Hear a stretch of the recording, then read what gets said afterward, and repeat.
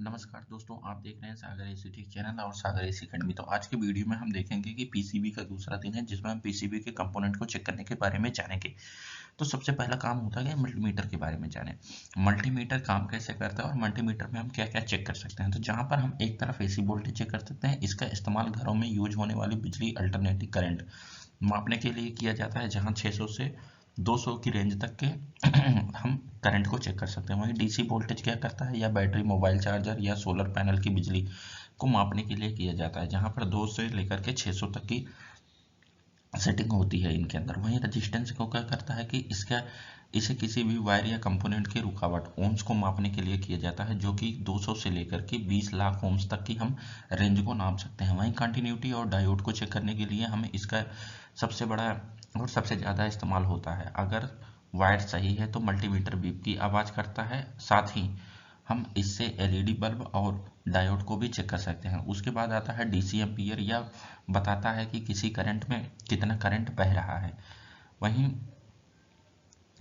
Left तरफ की setting छोटा करंट के लिए होता है, जैसे 10 एम्पियर से बड़े करंट के लिए करते हैं। वहीं पर HFE, इसका इस्तेमाल हम ट्रांजिस्टर, छोटे इलेक्ट्रॉनिक्स पुर्जों को टेस्ट करने के लिए करते हैं।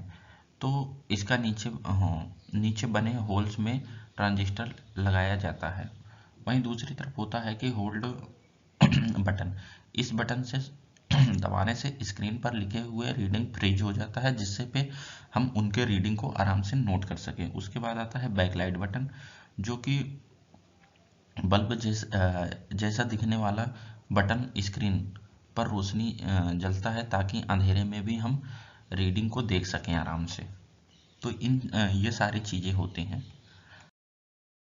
तो दोस्तों, इस स्लाइड पर हम देखेंगे कि पावर ट्रांसफार्मर क्या काम करता है। पावर ट्रांसफार्मर का मुख्य काम होता है 220 वोल्टेज एसी को घटा करके 12 वोल्टेज बी में चेंज करना है एसी में।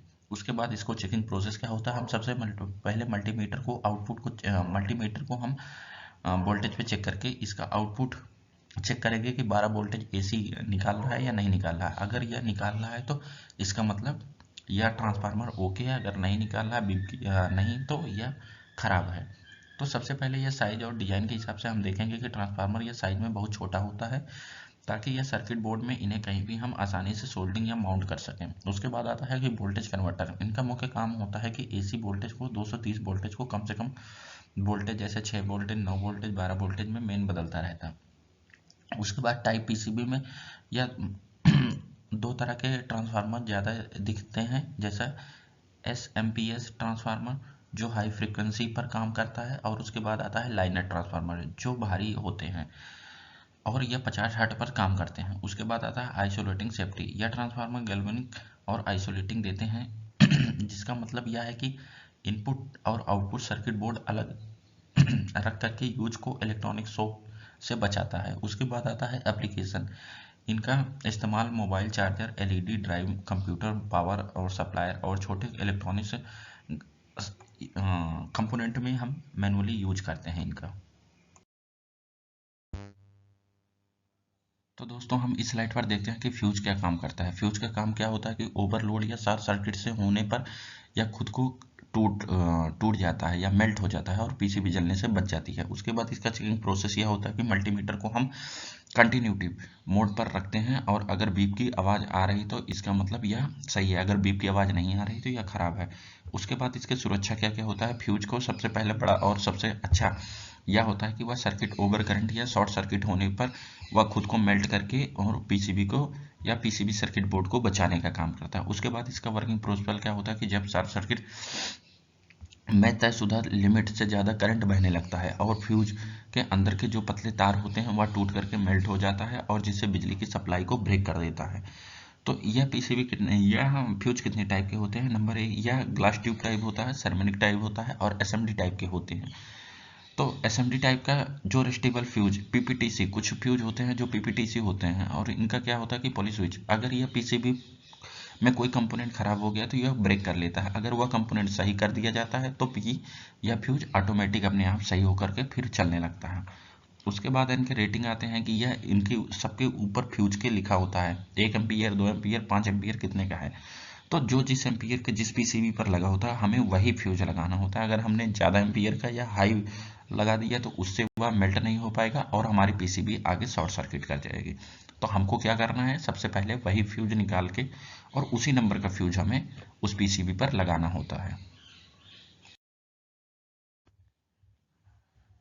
तो दोस्तों हम इस स्लाइड पर देखेंगे कि एमओबी बैरिस्टर क्या काम करता है। इनका काम क्या होता है कि हाई वोल्टेज स्पीक, स्पीक का मतलब हो कि बिजली का गिरना, अगर बिजली के गिरने तो स्पीक से आने पर यह शॉर्ट सर्किट हो जाता है और खुद को जला लेता है, आगे के कंपोनेंट बाकी सेफ बच जाते हैं। इनका चेकिंग प्रोसेस यह होता है, यह जल गया है, फट गया है या काला पड़ गया है तब यह खराब हो जाता है और मल्टीमीटर में इनके कोई कंटिन्यूटी नहीं विजुअल होती है। उसके बाद क्या होता है कि हाई वोल्टेज सर्किट, एमओबी का मुख्य काम होता है कि सर्किट को अचानक से आने वाली हाई वोल्टेज स्पीक जैसे बिजली का गिरना या पावर सर्ग होने से बचाने का काम करता है। उसके बाद आता है वोल्टेज डिपेंड रेजिस्टेंस।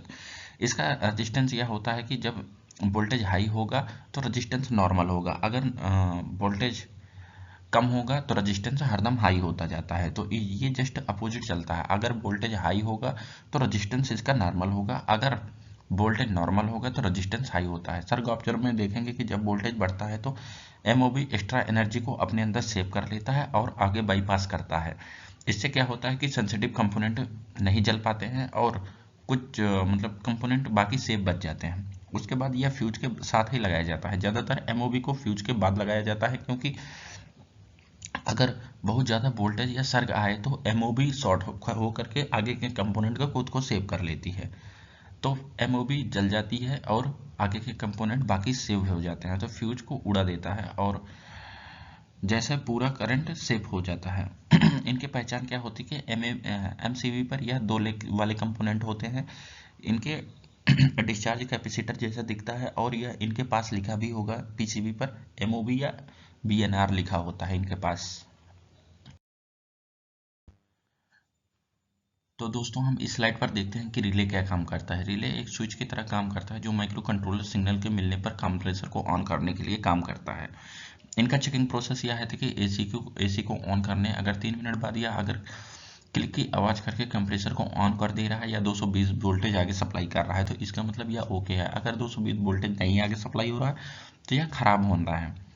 तो इलेक्ट्रोमैग्नेटिक स्विच रिले एक तरह का बिजली से चलने वाला स्विच होता है या एक छोटे से करंट का इस्तेमाल करके हम बहुत बड़े करंट या वोल्टेज वाले चलने वाले डिवाइस को ऑन और ऑफ करने में मदद करता है। या आइसोलेटिंग फीचर्स में इसका सबसे बड़ा फायदा यह होता है कि voltage low voltage controller circuit जैसे माइक्रो कंट्रोलर या सेंसर को और हाई वोल्टेज पावर सर्किट के बीच कोई डायरेक्ट कनेक्शन नहीं होने देता और जिससे कंट्रोलर सर्किट सेव रखता है। वर्किंग में देखेंगे कि यह कैसे काम करता है। तो जब रिले में कोयल में करंट जैसे भेजा जाता है तो वह वीक मैग्नेटिक फील्ड बनाता है और जो अंदर ही मेटल कनेक्ट के खींच करके स्विच को कनेक्ट कर देता है या डिस्कनेक्ट करने का काम करता है। उसके बाद इनके कॉमन टर्मिनल देखेंगे कि रिले में मुख्य रूप से 3 टर्मिनल होते हैं। एक तो होता है COM जिसे हम कॉमन बोलते हैं, उसके बाद NO होता है नॉर्मली ओपन जो डिफ़ॉल्ट होने में बंद कर देता है, और उसके बाद होता है NC या नॉर्मली क्लोज होता है जो डिफ़ॉल्ट में चालू कर देता है। उसके बाद आता है एप्लीकेशन, इसका इस्तेमाल ज़्यादातर आइसोमेट्रिक वोल्टेज स्टेबलाइजर और smart home appliance switch inverter और स्टेबलाइजरों में किया जाता है या इंडस्ट्री मशीनों में हैवी लोड वाली कंट्रोल करने के लिए किया जाता है। तो दोस्तों कैपेसिटर का काम क्या होता है कि काम यह होता है कि यह डीसी सप्लाई को सेव करता है और फिल्टर करके अपने पास रखता है और इनको मोटर को स्टार्ट होने में मदद करता है। उसके बाद इनका चेकिंग प्रोसेस यह होता है कि अगर कैपेसिटर ऊपर से फूला हुआ है दिखाई देता है तो मल्टीमीटर पर वैल्यू ना दिखाई दे तो इनको बदल देना चाहिए। और उसके बाद आता है कि एनर्जी स्टोर कैपेसिटर। तो यह कैपेसिटर का मुख्य काम होता है कि यह थोड़ी देर के लिए इलेक्ट्रिसिटी या एनर्जी को अपने अंदर स्टोर करता है और छोटी सी या इसे रिचार्जेबल बैटरी की तरह हम समझ सकते हैं। उसके बाद आता है कि फिल्टरिंग, यह पावर सप्लाई को मेन आने वाली नॉइज या फ्लक्चुएशन को सेव करता है और फिल्टर करके जिससे सर्किट करंट को बार बार करके स्मूथ करंट मिलता रहता है। और उसके बाद आता है इनका मुख्य टाइप होता है पीसीबी के अंदर यह 2 तार के लगे होते हैं, एक होता है इलेक्ट्रोस्टैटिक जो कि इनमें प्लस और माइनस अलग अलग होते हैं और इनको हमें देख करके अंदर पीसीबी बोर्ड में लगाने होते हैं। उसके बाद आता है सेरेमिक, यह छोटा होता है और यह किसी भी तरफ इनके हम लेग को लगा सकते हैं। उसके बाद आता है कैपेसिटेंस और वोल्टेज। तो इनकी ताकत को हम फैरेड, ज़्यादातर माइक्रो फैरेड में मापा जाता है और हर कैपेसिटर पर उसके जलने और लाइक मैक्सिमम वोल्टेज या लिखा होता है कि जैसे 25 वोल्टेज 50 वोल्टेज लिखा होता है कि वह कितने कैपेसिटी के होते हैं। कपलिंग और डिसकपलिंग को हम देखेंगे कि इनका इस्तेमाल सिग्नल्स को एक पार्ट से दूसरे पार्ट तक सिग्नल भेजने के लिए किया जाता है, जबकि डायरेक्ट करंट डीसी को रोक दिया जाता है ताकि सेंसिटिव पार्ट खराब ना हो सके। तो दोस्तों हम इस स्लाइड पर बात करते हैं कि रूम सेंसर का क्या काम होता है। यह एक कमरे की गर्मी को, कॉइल को, ठंडक को नापने का काम करता है और ऑटो कट करके कंप्रेसर को कट करने का काम करते हैं। तो इनका चेकिंग प्रोसेस यह होता है कि मल्टीमीटर को हम ओम पर सेट करते हैं, ओम पर रख करके हाथ को इससे हाथ से अपने इनके सेंसर को गर्म करते हैं। अगर वैल्यू बढ़ती जाती है तो इसका मतलब यह सही है। तो एनटीसी थर्मोस्टेटर यह देखते हैं कि ये सेंसर असल में एनटीसी निगेटिव टेम्परेचर कोफिशिएंट होता है, जो कि थर्मोस्टेटर होते हैं, या यानी जब टेम्परेचर बढ़ता है तो इनका रेजिस्टेंस कम होता जाता है। उसके बाद रूम सेंसर का काम यह होता है कि रूम के सेंसर को, जो अक्सर प्लास्टिक केस में होता है, तो रूम की हवा को, टेम्परेचर को नापता है और जब रूम में ठंडक हो जाती है तो पीसीबी को सिग्नल देता है और कंप्रेसर बंद कर देता है। उसके बाद आता है कॉइल सेंसर। कॉइल सेंसर जो कॉपर ट्यूब के ऊपर लगा होता है। इवोपरेटर कॉइल को टेम्परेचर चेक करता है और यह कॉइल के ऊपर आइस या बर्फ जमने से रोकता है। अगर गैस लीक होती है तो पता चलता है और लीक होने से पता लगने लगता है और यह उसके लिए मदद करता है। रेजिस्टेंस वैल्यू देखते हैं कि अगर इस सेंसर में एक फिक्स वैल्यू होती है 5 के, 10 के, 15 के ओम्स। अगर ये वैल्यू